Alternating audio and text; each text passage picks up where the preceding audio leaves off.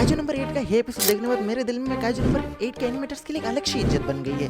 मतलब कि देखो, मैंने पिछले एपिसोड की रिव्यू के अंदर कहा था कि इन्होंने एक सीन काटा है मांगा से, जो कि मेरा फेवरेट सीन था। नारुमिया वो अपनी शिनोमिया से पैसे मांगता है एंड शिनोमिया मना करती है। मतलब कि देखो, अब काइजू नंबर 8 एनिमे कैसा भी हो, मुझे कोई कंप्लेंट नहीं होगी इससे। जो मेरा फेवरेट सीन था, जो कि मुझे इतने दिनों बाद भी याद था, वो सीन आ चुका है and because of that now I appreciate this episode. And देखो, मुझको पैसा तो नहीं दे सकते क्योंकि 200 सब्सक्राइबर नहीं है, इसलिए चैनल को सब्सक्राइब।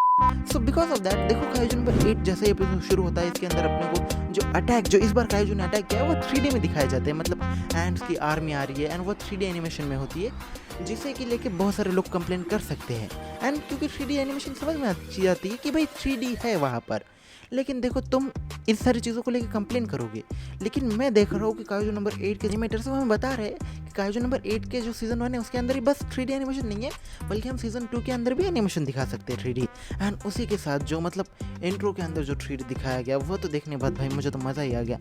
एंड उसके अलावा जो गाना था इंट्रो का सॉन्ग, उसके अंदर अगर तुमने इनविंसिबल सॉन्ग सुना होगा काइजू नंबर 8 वाला, उसकी लिंक मैं डिस्क्रिप्शन में दे दूंगा, उस अगर सॉन्ग को सुना होगा तो फिर वो सॉन्ग और ये सॉन्ग कितना ज़्यादा सेम फील होता है। कि इसके शायद सेम पर्सन ने गाना गाया होगा, लिखा होगा, लेकिन स्टिल मुझे मतलब गाना बहुत ज़्यादा अच्छा लगा। गाना सुनने के बाद मुझको लग रहा था कि इस गाने को क्यों सुन रहा हूँ, मैं इनविंसिबल को ही सुन लेता हूँ।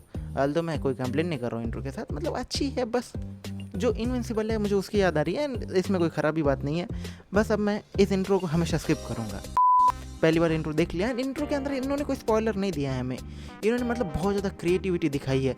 एंड जिस क्रिएटिविटी को मैं अप्रिशिएट करता हूँ एंड सलाह करता हूँ, हिंदी के अंदर। इसके अलावा इसके अंदर बहुत सारा एक्शन होता है, वायलेंस होता है। उसके अलावा जो नारुमी है वो मतलब एक बच्चे को बचाता है एंड कहता है, तूने मुझे अब कैप्टन नहीं कहा, अब तू अपने माँ के फ़ोन के पास जाएगा एंड 10 बार रिपोस्ट करेगा कि मैं कूल हूँ। इसके अंदर जो नारुमी है वो माँ को लेकर उसके जोक भी मार सकता था उस बच्चे के, लेकिन उसने संस्कार लिए, क्योंकि ये फैमिली फ्रेंडली शो है ना।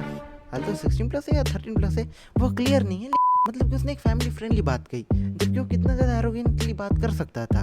हाल उसने एरोगेंस शो किया कि तूने साले मुझे कैप्टन क्यों नहीं कहा, जबकि वो बच्चा था। लेकिन जापानी कल्चर के अंदर ही होता है कि तुम अपने बड़ों को भाई इज्जत दो, एक इनफॉर्मेलिटी से बात नहीं कर सकते हो, जो कि वेस्टर्न कल्चर के अंदर सिखाई नहीं जाती। सुपरमैन को तुम सुपरमैन कहते हो, जबकि तुम्हें गॉड सुपरमैन कहना चाहिए। And I am really enjoying the kaiju number 8 now from that joke. The moment जब से नाओमी ने पैसे मांगना शुरू किया है, आई रियली अप्रिशिएट दैट। मतलब कि साला जब काइजू नंबर 8 जो इतना ज़्यादा फेल हो रहा है अपने ट्रांसफॉर्मेशन को देखने के बाद, इसको लेके मुझे फ्रस्ट्रेशन बिल्कुल नहीं हुई। इसको देख के मुझे इतना अच्छा लगा कि अब जो नारुमी है वो यहाँ पे आके इसको बचाएगा काइजू नंबर 8 को। मतलब कि I really appreciate that thing कि अब मेरी तो कोई प्रॉब्लम ही नहीं रही है। बाकी तुम्हें ऐसी कोई प्रॉब्लम है काइजू नंबर 8 से, तो फिर वो कमेंट्स के अंदर बिल्कुल मत बताना। काइजू नंबर 8 की बस तारीफ करना कमेंट्स के अंदर। बाकी इस वीडियो को लाइक और शेयर भी कर सकते हो।